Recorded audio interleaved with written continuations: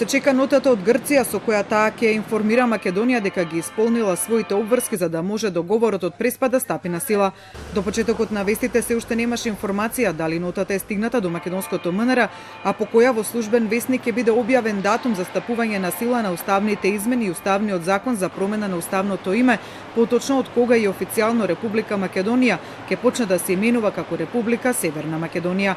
Од тоа кога ќе пристигне нотата до македонското МНР, зависи кога ќе биде испратено заедничкото писмо на Македонија и Грција до генералниот секретар на Обединетите нации дека спорот со името е надминат и од кога спогодбата за името стапува на сила и со тоа прашањето за името се затвора. Македонија потоа со писмо ќе го информира секретаријатот на Обединетите нации, земјите членки како и сите меѓународни организации за новото уставно име. Во очекување на нотата од Грција во Македонија веќе почна да се прават подготовки за промена на името. Од зградата на владата рано утрово беа отстранети буквите Влада на Република Македонија, ќе се менуваат и таблите на собранието, министерствата, граничните премини, амбасадите.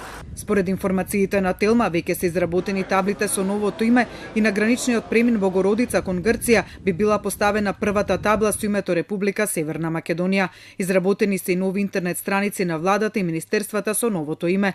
Препораки за промена на таблите ќе добијат и единиците на локалната самоуправа, а секторите и службите за односи со јавност на државните и јавните институции ќе добијат насоки за употребата на уставното име. Меѓуресорското владино тело веќе изработило национален акцијски план за спроведување на идните мерки и активности од договорот од Преспа, кој треба да биде усвоен на утрешната владина седница.